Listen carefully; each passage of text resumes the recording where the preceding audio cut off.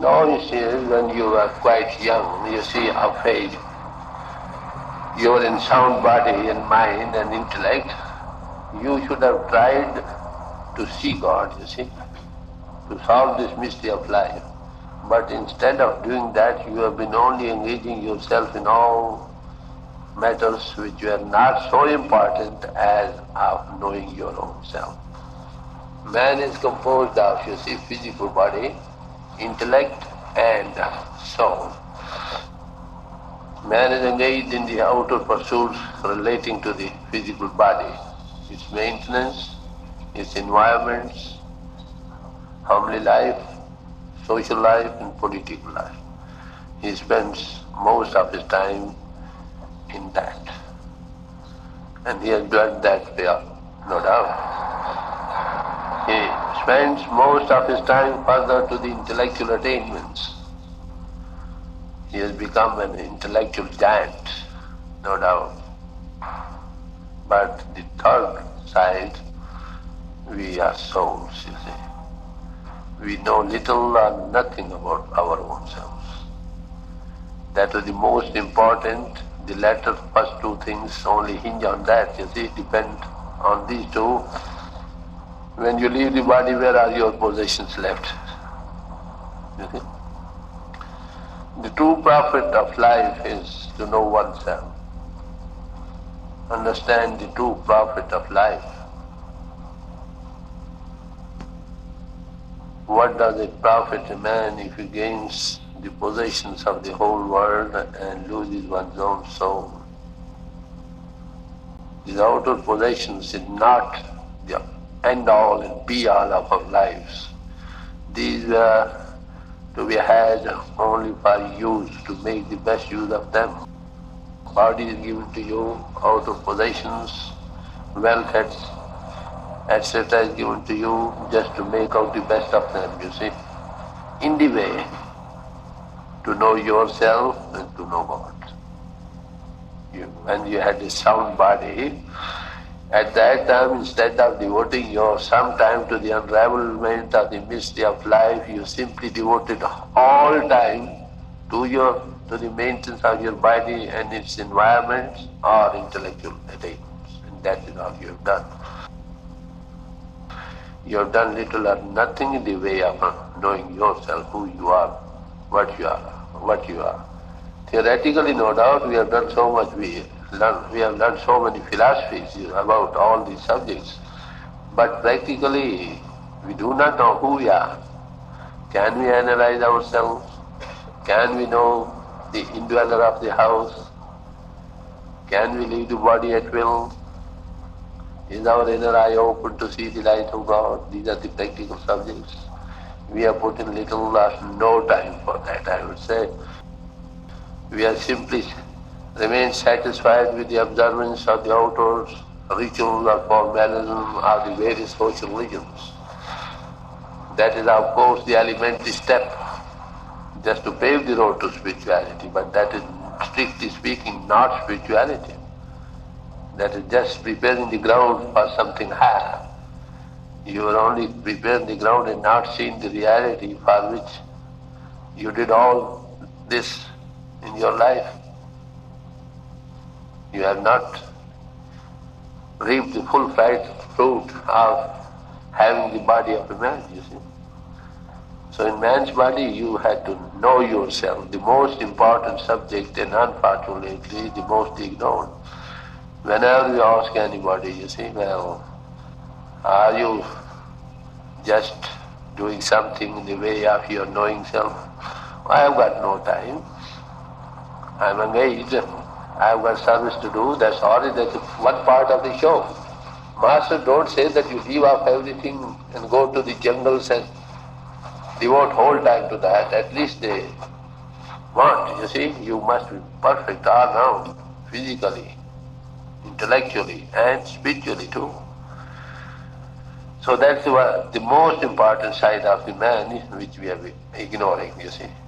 Our pursuits in this way is only restricted to reading some scriptures, attending some holy places of worship, doing certain form of rituals or formalities, and that is all. This is of course necessary. Again I would say to remain in some social body is a blessing. But that's only the stepping stone, not the end all and be all of life. The main aim of life, highest aim of life is to know oneself and know God. Know thyself. If you know yourself practically, you can analyze yourself, who you are, what you are. Only then you would be in a position to know, to see, to come in contact with that great reality which you call God. Not before. That is why Master did not lay first knowing God before you, but they first did say, know yourself who you are. Because unless you know yourself, you cannot know the overself. It is the soul that has to realize and see God, not your mind or intellect. We are now taking help from the intellect, you see. Reasoning is the help and reasoning the bar. In a constructive way, try to understand, comes to some conclusion that what is what. When you arrive at some conclusion, then act up to it, see what is that. That's the main mission of life, main objective view before each man. So, Kabir says, look here, you have been sleeping throughout, so far, whatever days have passed, those have been just gone in vain. You have not done what you should have done. You have been simply devoting time only to the physical and intellectual attainments, and not to know yourself who you are. Had you done that now, you would have peaceful life here and the hereafter. Master, whenever they came past, they always talk to you about this latter part of the show, which you have ignored so much. They have been awakening us to this reality. So this is why Kabir also lays great stress on that. Well, look here, you have been simply enjoying, just devoting your whole time to the two things, and not to knowing yourself who you are, what you are. And that is sad. You see, after all, you have to leave the body. When you leave the body, this body and all its environments are left here. Who is it which has to go along with you? Have you ever thought of it? Never. Eat, drink and be merry, and that is all our aim, to the majority of men with us. And if at all we do something, you see, go to the holy places of worship, in all social religion, I am talking as a man, you see. There the object of our going and just saying some prayers or remembering God, the object is not to know God or see God, but the main object is how can we realize or have the worldly things. Our son is sick, we are poor, we want money, all at home, God, pray, give us that. So our true God is the wealth of the world, not God. We are praying God only to have something of the world. We care more for the world than for God, you see. So if we do pray God for worldly things, it is apparent that we are the lovers of the world and not of God. We have simply got that as a helping factor to have the worldly things. The true attachment lies with the worldly things, not of God, you see. So this is what Kabir is laying enjoins on us. Look here, what have you been doing? When your body is sound, you are, instead of engaging your whole time to the outward things, you should have also shared some time for the higher things too. Because after all, you have to leave the body someday. All those who came in the past, they left the bodies. Even the saints left the bodies. Even the kings, high and low, that is the fate which each one has to pass through. And we are also to leave the body. That's the point. Have we ever thought over it? Intellectually we do know, we see with our eyes, but we are not convinced the least. If that subject, you see, just had gone at home in us, we must have striven to do something. I just told you in my life, quite young, when I was, say, about 16 years of age, I had some awakening from the very childhood, but still I came across just a dying man. He was just at his deathbed, my inner vision was clear, I saw he is going, I sat by his side, and just I was wondering, what is that will leave this body now, which is in me? I could not differentiate at the time. Just before my eyes I saw that man left the body, just met each of his relations and left the body. He was no more. Body was there. I was just differentiating what is that which has left that body, and that is still with me. Intellectually I could, but practically I could not. So we took the body of that man on our shoulders and took it to the cremation place. It so happened that there was one tomb over there, you see, and there was some inscription over that. And that inscription said, "Look here, oh man, in what state of mind you are going? We are just like you someday. We are lying now here." That further went home, you see, in my mind, what is that? What is it which leaves? When we further went over to the cremation place, we found two dead bodies just on the pyre, just their faces were open, you see, let others see the last view of them. And one was the old man, and the other quite young, two years before me, you see. Oldest man was a white bearded man, and the other was quite young, 20 years old. Two scenes were before me. Well, there's no escape from that. But when I just consider on my own self, what is that has left there and that is still in me, I could not differentiate. I am owning all that fact, you see. This thing led me to books, to pictures. I found references in the books. What is that leaves the body? Except ye be born anew, you cannot see the kingdom of God. Die. Learn dying while living. Learn to die while living. This is the teaching given in the books, in the scriptures. But how to do it, that I didn't know. In that search I sought through books of the various religions, holy scriptures. That mystery could not be solved, you see. Good references were there.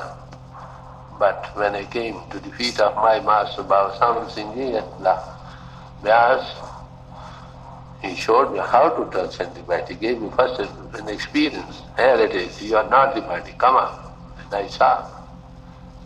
And what I have learned that, you see, the people are now having that thing. So my point of view, just laying before you, is that we have to leave the body. This is the mystery of life. We are not the bodies, you see. We have to leave it someday. We have to just while alive enter in this body and see the most precious thing in it, that power of God working through us. He is living in us, He is residing in us. When the inner eye was opened, we could see. Even now we can see, and the proper guidance and care, help. So this is what Kabir is laying very much stress on that point, because that is the most important, concerns every man as a mad problem. It is before each one of us, and we have to solve this mystery, irrespective where we live or to what social body we belong. That makes no difference. Okay.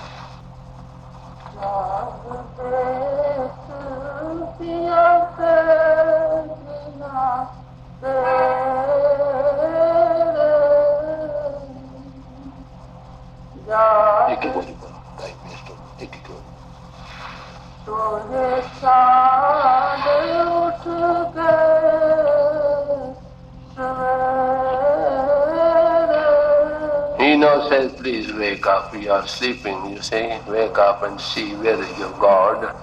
God is within you, is it with you still? They say this guy resides in every heart, is the soul of our souls. Just why not wake up and see for your own self if it is there? Has he left you? Is your inner eye not open to see him? How bad fate you are having? In man's body you had to do that thing and you are engaged in only outer things and have little or no time for this most important subject, without the unraveling of which you are nowhere.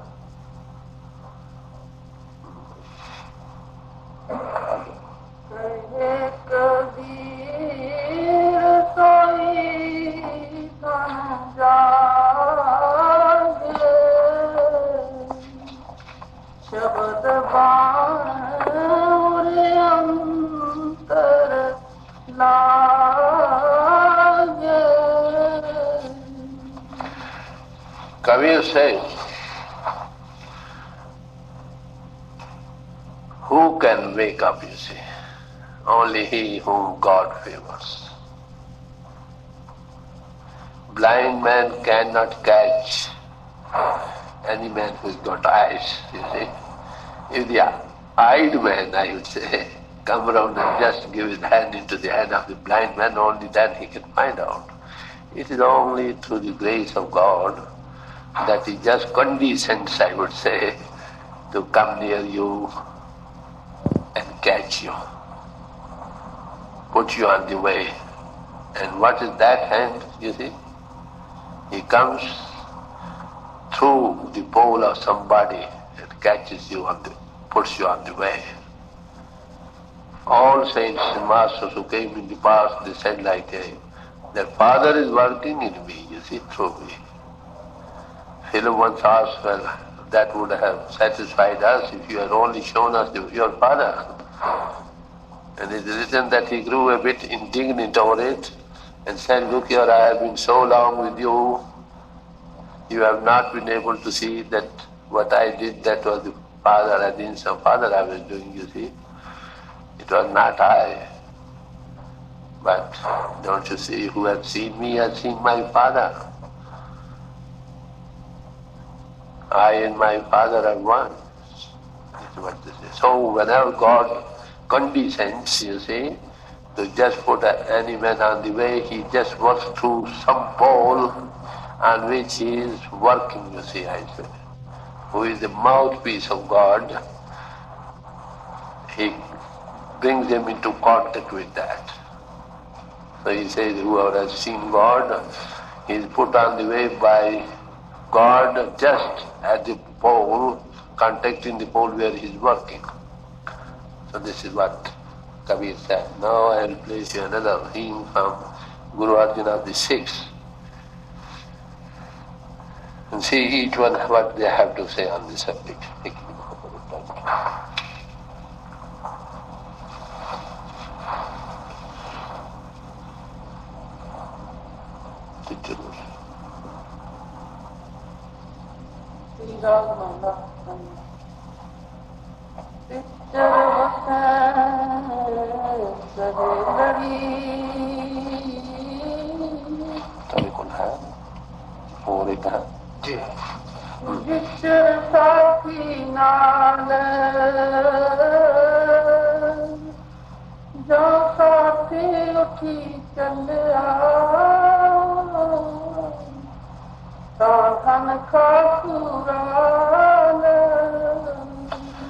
Guru Arjan says, well, look here, so long as this indweller of the house is living in your house of the body, this body is moving, you see.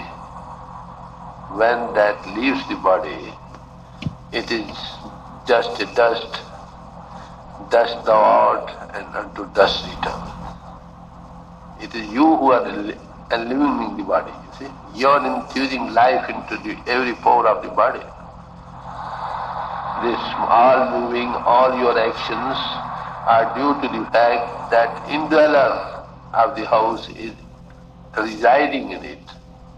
And when that leaves, then somebody takes you to the cremation place or to the burial place and puts you underground or consumes your body to the fire. That's all. He says this body is just enlivening, you see, enlivened so long as you are in it.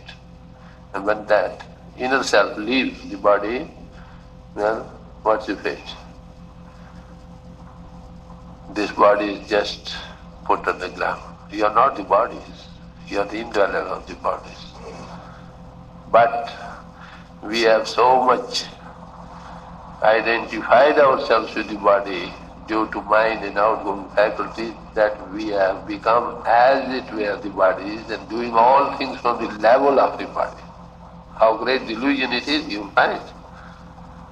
Now it is a fact. We see with our own eyes. I think we might have gone with some funeral to the burial place and must have seen, you see, many of us, how the body is put underground.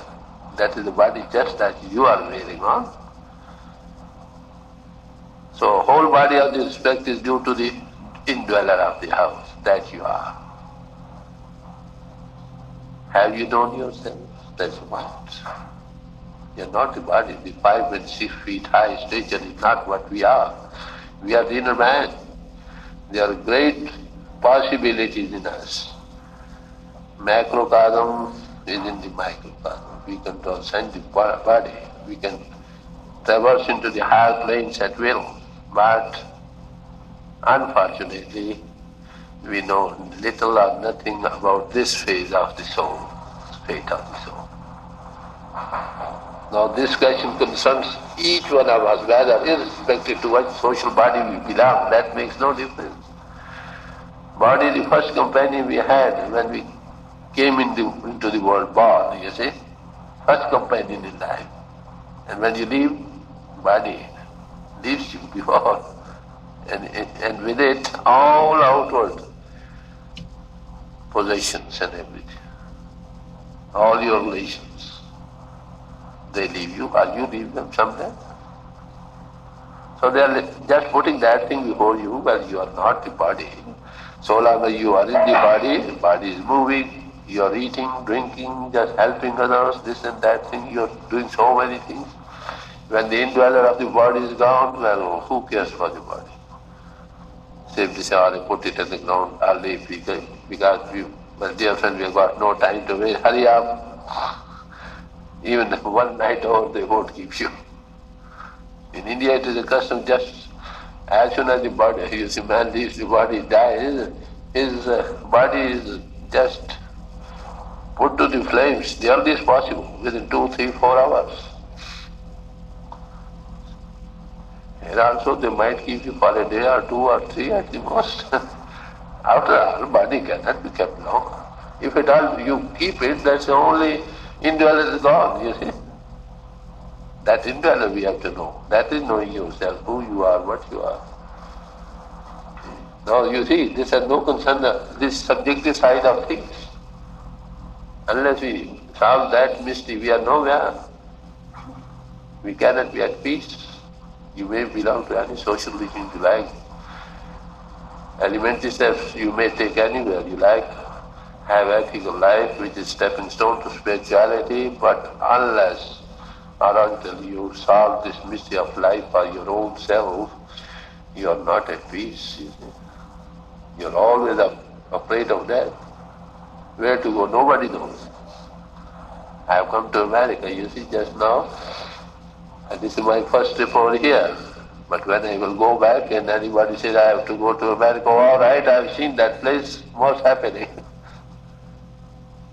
Similarly, if you could transcend the body at will and go into the beyond, you see those elements you experience now, then when you leave the body, oh, most welcome, come on. This is what Kabir says.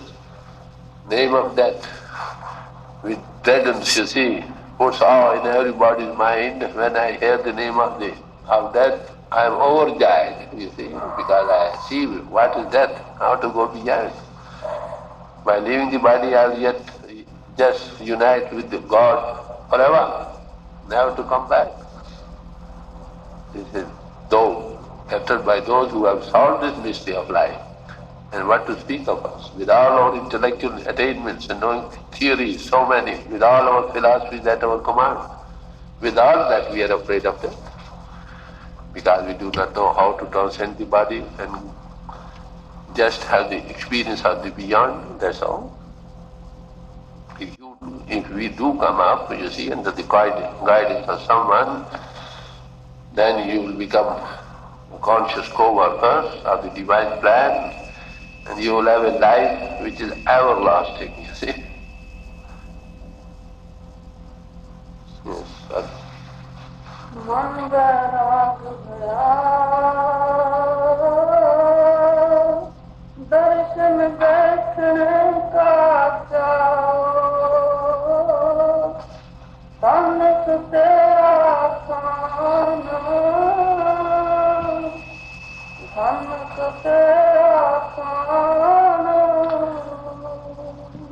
Now go on to say, when you see this fate of the man, you see, naturally, man, what is it, oh God, what is all this mystery, where you are, where do you dwell? We are only, these are temporary abodes, we are here, we are after all come to your feet, in your presence, holy presence. How beautiful that would be. So that very fact, you see, just, what you say, takes out the thought of the worldly things from within you. You know that you have to leave the body. Your whole life will be changed, you see. Now we have forgotten, you see, we don't know we have to leave the body or not. That is why we are doing so many lower things, you see. We are addicted to, I think, fallen a prey to the wake up. Suppose you just told you leaving at say 10 and 12 in the night today, be prepared, what will you do? There is no fixed time for that. At least there is, no doubt, but we do not know. If the man is cut off, you see, just going back, or just going into the bath or while sleeping, never arise again, you see, then what will be our fate? If we know that we have to go, then I think we will prepare for at every moment, you see. So this is, he says, when we saw this fate of life, you see, naturally thought awakens in the way, what is some other life? Who is it that leaves the body? Where has it to go? How to go? So this is the mystery of life that we have to solve at the feet of some master who has done it. He will show you things of the hereafter, you see. How to transcend the body, have experience of the beyond. Yes.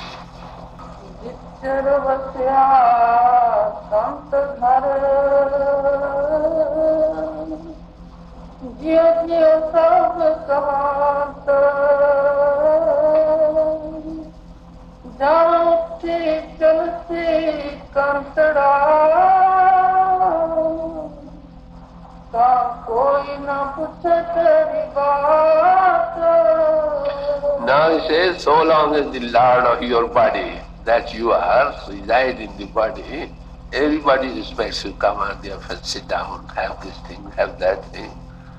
But once that Lord leaves the body, you see, who cares for you? They might have respect for your body for a day or two, they will put you underground or consume it to fire and finish off. We have no time to waste, he would say, people say like that. So the respect of the body is only on account of the indweller of the house, the Lord of the body with which its body is living, you see. That you are. So long as that is with the body, everybody respects you. When that leaves the body, they just try to put you underground or to consume to the fire as soon as possible.